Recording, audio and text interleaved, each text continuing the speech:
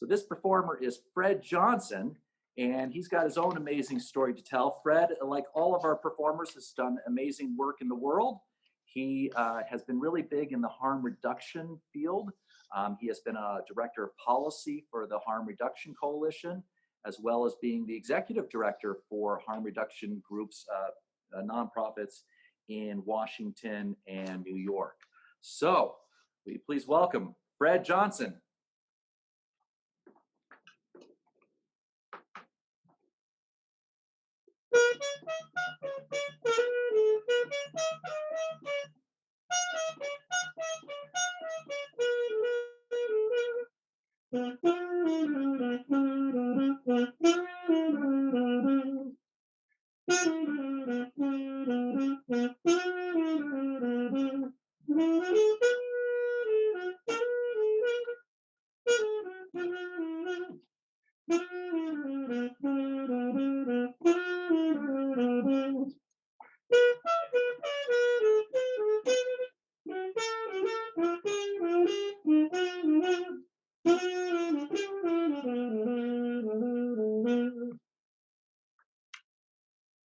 I wrote this song 40 years ago when I was in prison, San Quentin. And I just named it, calling it Success in Minor. Now, I'm going to talk about success tonight. What is success? It's really a story about music and how music has impacted my life. Music has been the catalyst of much of my success.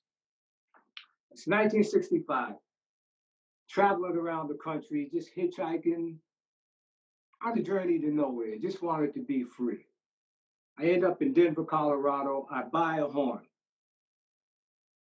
That was my introduction to music. I'm running around the city, Denver, and I run into this nonprofit organization. It's Model Cities Cultural Center. Running to these musicians, I found out that there were some of Denver's elite jazz musicians. They asked me to play for them, which I did. I never had a lesson. I was playing about 3 weeks. And I could tell they liked me and I amused them. And I played my interpretation of a song called Windy. After it was over, I was standing there with my horn, really didn't know what to do. The audience, they weren't saying anything. They weren't laughing, but something wasn't right. The guy from the audience happened to be a trumpet player, Julius Ella, great trumpet player, walked up to me and said, look, I introduced myself as Freddy Short Jam. That's what they used to call me. He said, look, Freddy, he says, it looks like you really want to play that horn. I said, yes, sir, Mr. Julius, I do. 15-year-old kid, I'm giving him his respect. He says, well, what is that song that you were playing? Can you sing it for me? I said, sure, Mr. Julius. Who's walking down the streets of the city, smiling at everybody she meets? She said, okay. He said, can I borrow your horn? Sure. He had his own mouthpiece, put it on and he played it. Who's walking down the streets of the city? Who's walking down the streets? I didn't realize what he was doing was playing the song in different keys. I didn't know what the key was at that time. But I was amazed. I said, wow. He said, you could do that too, Freddie, if you want to, if you're ready to put the work in. I said, I can? Yeah, you can. So a brief introduction, he says, look, meet me here Tuesday at the office, 8 o'clock. I said, no, that's tomorrow, right, Mr. Julius? He said, Freddie, Tuesday usually follows Monday. Yes, be here at 8 o'clock. I was happy, but I was afraid because I was on my journey to nowhere. Now I had responsibility. I had to be someone. Someone was expecting me to be responsible. The first lesson went well, but it was strange. Let me share this with you. I thought the guy was crazy at first. Telling you, we didn't touch the horn for about an hour. He had me doing some crazy things, like lip buzzing. Yes, gets the blood to your lips, he was saying. Lip fluttering. Funny looking facial exercises. I said, man, this isn't looking too cool. The trumpet players that I saw, they were looking cool when they played. You know, Miles Davis, and Freddie Hubbard, Lee Morgan, Julius Ellaby. I wanted to look like that. The hardest thing for me to do was his dog pants. Dog pants. I was saying, I hope people are not looking at us because we look crazy. We really look insane. The payoff was this. Finally, after about an hour, we picked up the horn. And he said, play your long tone. That's just one note. So I want it smooth, nice, and pretty. Put my horn to my lips, to my chops, and he was looking at it. I mean, he was so close to me, I was very uncomfortable. He says, okay. And I blew it.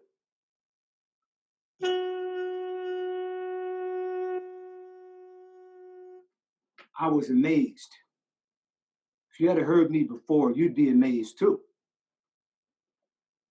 He said, the long tone, don't ever forget the long tone. The long tone will treat you right. You have to treat it right. Never forget it, Freddy. Now, I studied with Julius about 2 years. And it was great. I learned so much. Learned so much with Julius. I started looking at him like a big brother, actually.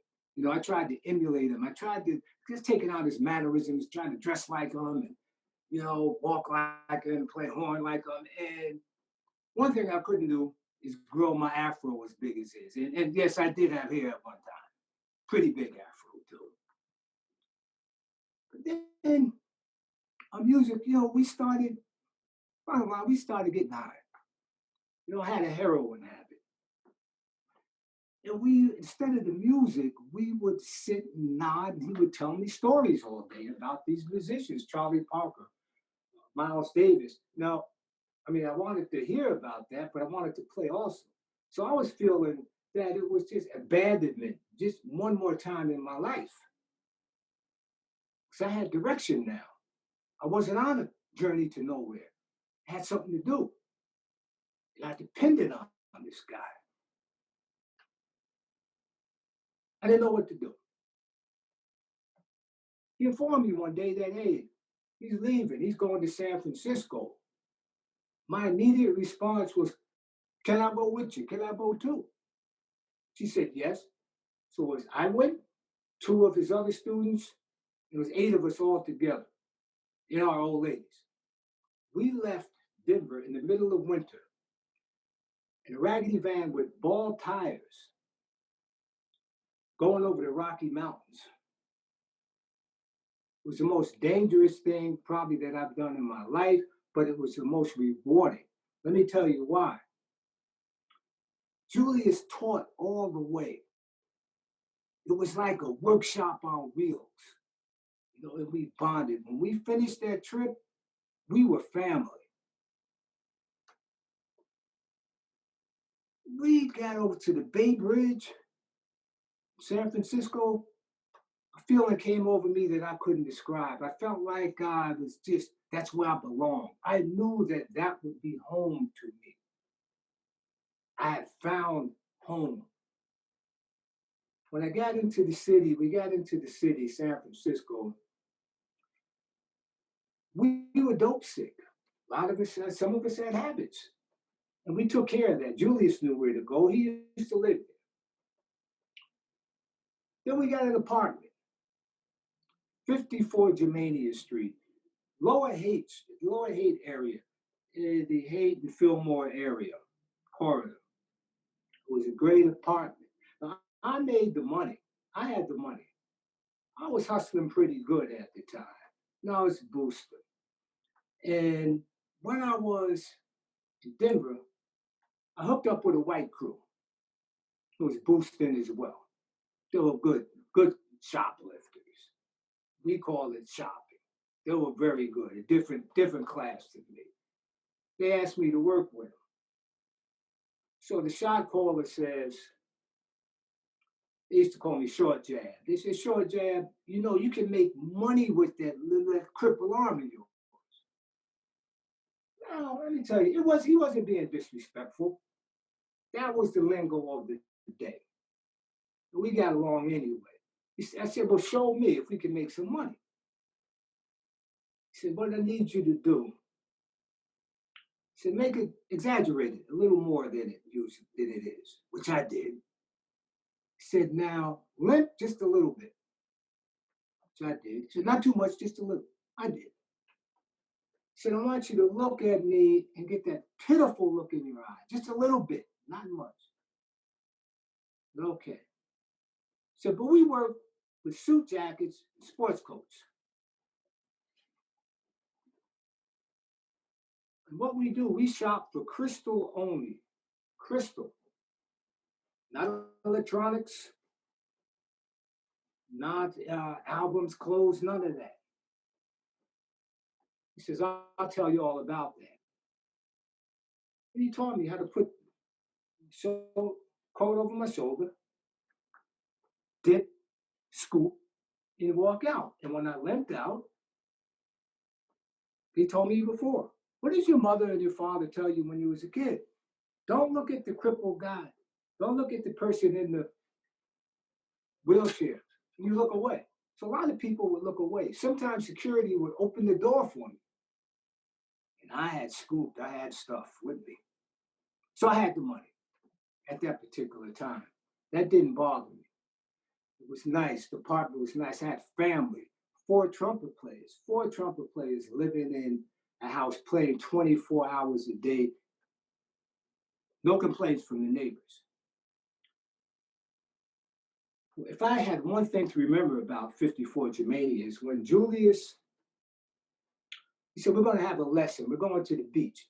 Cool with me. Never been to the beach in San Francisco. We went out there, we stayed a couple of hours, and we played one note. Just one note. We talked the rest of the time. One of the most memorable, important lessons of my life. Played the note. So play the long tone. Don't forget about the long tone. If you treat it right, it will treat you right. I played the long tone.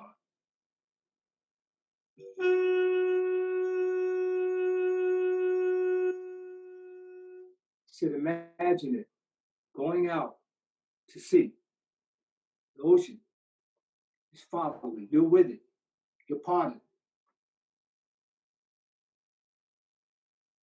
So this guy's crazy, but I know he's on to something. Because he could play. He was good.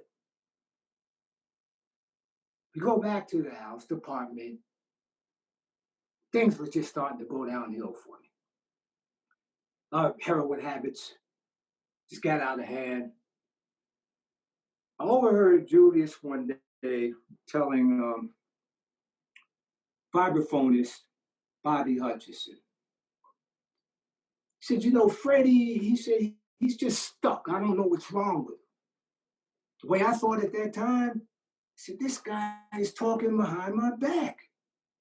He's not about me. I was angry. I mean, real angry about that. Why does he talk to me? Not that he was speaking to a peer. Maybe he was trying to get some advice to help me. That's the way I thought at the time. So I left. Before there was any trouble, I left. I got my horn, my little belongings, and I left. I got on the methadone program, got my first apartment, and met a lady. Man, we got along. We just got along. We wanted to be with each other all the time. call it love. And we were engaged to get married. I was so happy. But there would be no marriage. Let's call her Alice. Alice and myself, we decided it was best if I stopped selling drugs. Stop selling a little drugs on the side. A colleague of mine called and he wanted to purchase some product. Told him I wasn't doing that anymore. He did not like that answer that I gave. He says, I know you have something and I want it. We argued. Conversation escalated quickly. He says, look, you're disrespecting me, short jab, I'll be over. I was 18 years old trying to change my life. Does it matter that he hunted me down? That he pulled his gun first? And what happened next is something that I will regret the rest of my life. I think about it every day. Wish I could change it. He ended up dead, and I got arrested. I called my family from the police station downtown.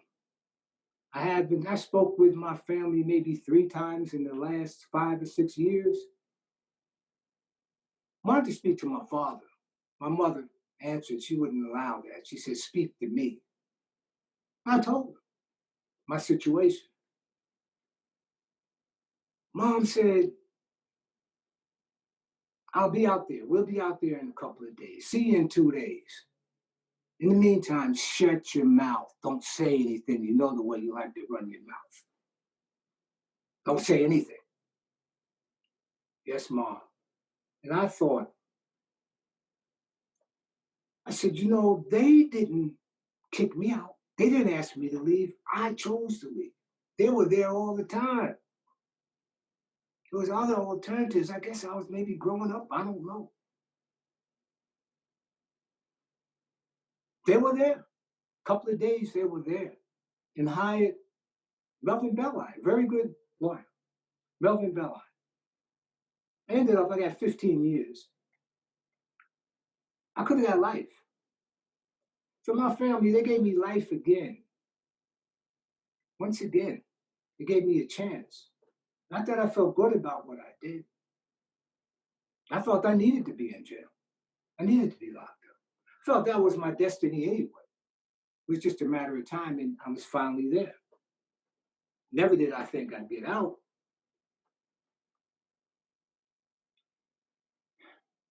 Prison.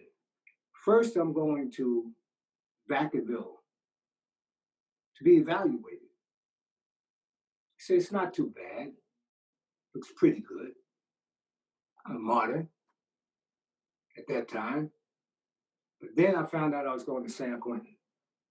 Different story. Fear.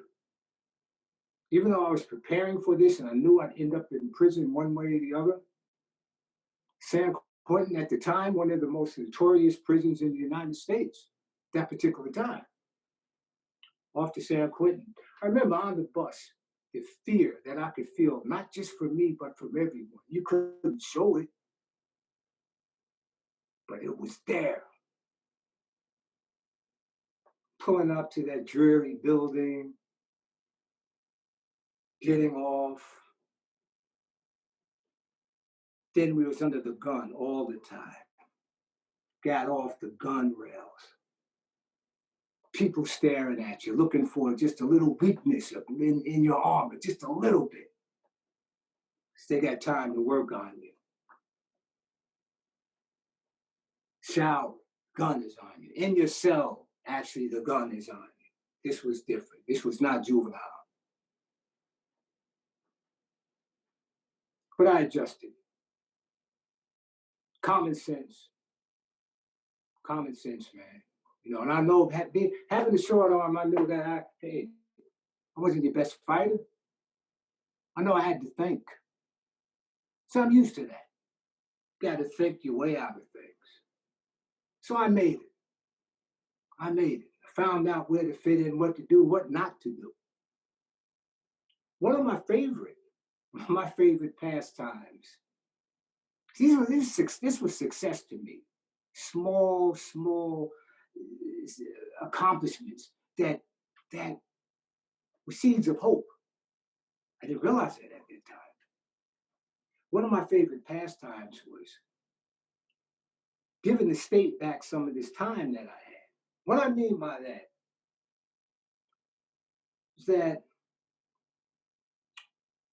I would escape by, my favorite was, I would become a sea otter. Yeah, a rodent.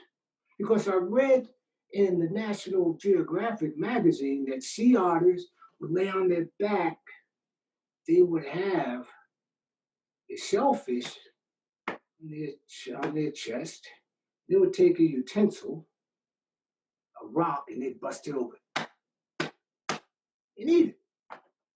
I thought that was the coolest thing. Just to swim around or float around the sea and eat on your back. What I would do was take carnation milk,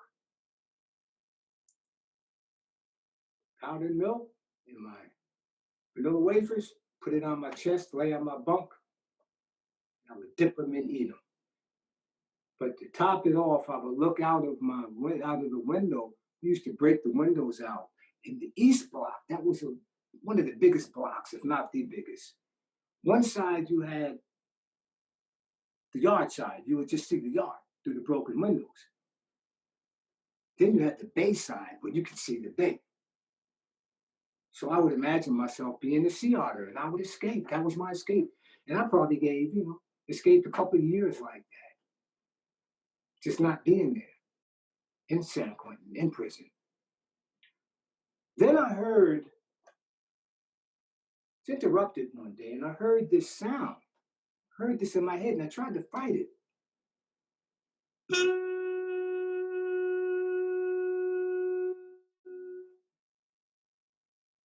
It's familiar. I was trying to fight it. I didn't want to hear it because I hadn't played in a few years. I was trying to forget about music, honestly. I know what it was. It's the long tone. It's the long tone. And I heard Julius, treat the long tone good, and it will treat you good. It seemed like it was that same long tone that we played on the beach, that we played when my first lesson. And I heard it. Next to me, I was trying to fight it. Next to me was the San Quentin News. First thing I see, open auditions for the San Quentin Stage Band. Something came over me. I had no control of it. I jumped up. Cookies, milk went everywhere.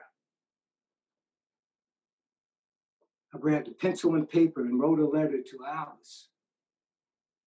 Dear Alice, send my trumpet. Love, Fred.